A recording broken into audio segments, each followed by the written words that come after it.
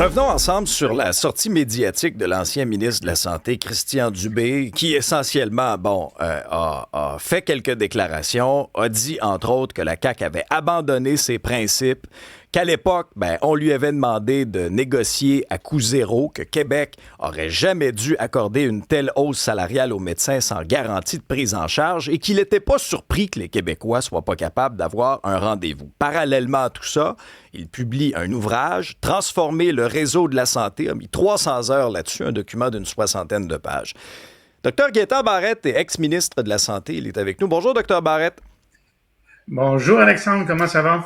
Ça va très bien. Je suis très content de vous retrouver. On aura l'occasion aussi de collaborer ensemble cet été, Dr Barrette.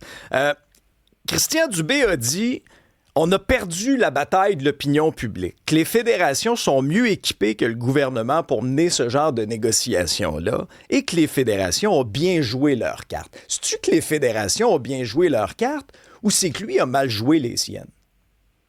C'est essentiellement pour moi lui qui a mal joué les siennes.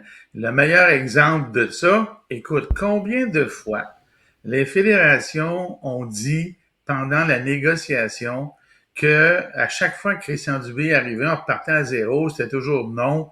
Là, aujourd'hui, il vient de nous dire que les fédérations avaient raison. Il vient de nous dire, tu l'as mentionné, qu'il devait négocier à coût nul. Ça, en français, ça veut dire son objectif était d'avoir des avantages organisationnels, c'est correct, mais geler les médecins en termes de rémunération. Alors, quand les médecins disaient « ça avance pas à cause du ministre », là, on sait aujourd'hui que c'est vrai. Il négociait pas parce que son objectif était à coût nul. Ça, c'est pas banal. Alors, les fédérations ont joué leur carte et là-dessus, il a perdu.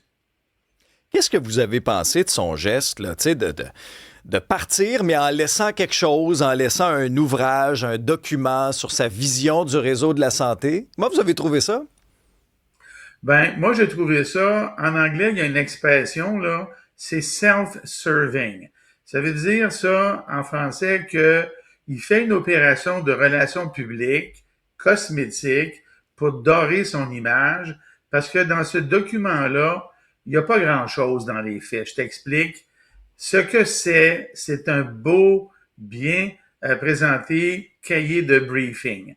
Quand on arrive comme ministre et qu'on vient de l'extérieur, mettons que tu es comptable, ce qui est son cas, qui connaît pas la santé, les fonctionnaires vont te préparer un document qui va contenir les éléments là, factuels du réseau et les problèmes connus du réseau. Alors, ce qu'il y a dans ce document-là, ce n'est rien de plus que ça. C'est un cahier de briefing. C'est présenté comme étant son testament politique, alors qu'en réalité, ce sont, puis là, je le dis en pesant mes mots, des lapalissades, là. Ce sont des évidences connues par n'importe qui est dans le réseau de la santé, qui sont là année après année ou mandat après mandat. Et là, après ça, il termine son document en parlant de sujets tabous ou problématiques qu'il y a dans le réseau. Mais ça, il n'y a rien, là. Si on est moindrement informé, là, il n'y a rien, sauf quelques éléments qui montrent que le ministre, encore aujourd'hui, il connaît pas très bien au complet son système. Dans ce contexte-là, Dr Barrette, est-ce qu'il aura été un ministre de la Santé marquant dans l'histoire du Québec, à vos yeux, ou? Oui, il aurait été marquant dans le sens où il bénéficiait il avait une couverture publique très favorable et on le voit encore aujourd'hui avec ce qu'il dit. Encore aujourd'hui, les gens disent « Ah, c'est un ministre qui était bon, puis c'est ci, puis c'est ça. » Mais au bout de la ligne, là, je vais te donner un exemple, là, deux, trois exemples. Ouais. Il parle de tabou comme si c'était une révélation. Regarde. Quand il nous dit, là, peut-être qu'on devrait avoir un ticket modérateur, il devrait comprendre et savoir et dire à la population que tous les ministres de la Santé, incluant moi-même, ont mis ça sur la table, mais on ne peut pas le faire parce que la loi canadienne sur la santé l'interdit. Quand bien même il dit ça, là, il peut pas le faire. Quand il nous dit, par exemple, là, qu'il faudrait revoir le panier de service, oui, mais c'est parce qu'il peut pas le faire non plus Parce qu'on a une loi, aujourd'hui, hier j'entendais des journalistes, là, entre autres à Radio-Canada, qui étaient tout surpris d'apprendre que dans la loi, lorsqu'un service médical est requis, le gouvernement doit le tarifer, là, le couvrir. Ben oui, mais c'est parce que ça, c'est dans la loi depuis 1970. Le gouvernement peut décider de ne pas le couvrir, mais s'il décide, si c'est requis, il faut qu'il le couvre. Alors, c'est des choses comme ça. Il passe par-dessus des affaires comme c'était une révélation. Mais la meilleure pour moi hier, c'est quand il a dit l'hébergement. L'hébergement, on devrait revoir la tarification. C'est quoi l'hébergement? Quand on va en CHSLD, il y a ce qu'on appelle une contribution de l'usager. Ça veut dire qu'on paye. Et on paye selon nos moyens. Alors, quand on n'a pas les moyens, on paye, c'est gratuit, on paye pas. Puis si on a les moyens, on paye plus. Et là, il nous dit, ou l'insinue, qu'on peut pas le faire parce que c'est un tabou. Ben non! Il pouvait le faire. La loi canadienne sur la santé n'empêche pas ça. Il pouvait le faire. Il l'a pas fait. Mais moi, ce que je trouve le plus désagréable dans son document, là, c'est qu'il y avait des lois qui étaient à sa disposition pour faire ce qu'il voulait. Il s'en est pas servi. La loi des gouvernements précédents. Et il a voulu faire quelque chose de nouveau pour entrer dans l'histoire. Essentiellement, ce document-là, là, amène à rien de plus pour ceux qui sont informés dans le réseau. Alors, c'est un cahier de briefing. Des sujets, ils ont tous été abordés. Il a été là dans un gouvernement pendant 8 ans. Il n'en a pas réglé un et il a créé Santé Québec, actuellement, qui semble d'abord et avant tout avoir comme objectif de contrôler le budget. Ben, contrôler le budget, ça veut dire qu'il n'y a pas de développement. Alors, c'est ça qui s'est passé hier. C'est un document d'autopromotion qui est rien de plus, là. Moi, j'ai pas vu rien de nouveau là-dedans, ni grand avantage. Je veux revenir avec vous sur l'aspect trahison en politique, parce que la question lui a été posée, sa relation avec François Legault, on sait que les deux se sont pas reparlé depuis, et qu'à un moment donné, lui, il était au front, là, puis il s'est reviré de bord, puis le premier ministre était plus derrière lui, là. Essentiellement, là, il avait modifié sa position. Vous avez essayé aussi de faire beaucoup de choses dans le réseau de la santé jusqu'à ce que Philippe Couillard, à un moment donné, recule.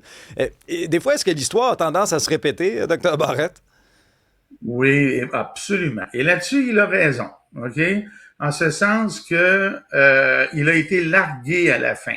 On lui a donné là, énormément de marge de manœuvre. On l'a vu avec, écoute, la loi 2, c'était une loi littéralement dictatoriale, là, parce que ça faisait des médecins littéralement des employés de l'État sans avoir des avantages. Ça aurait même pas passé le test des tribunaux. Alors, il est allé très loin et à la fin, ça c'est vrai, il s'est fait larguer par François Legault.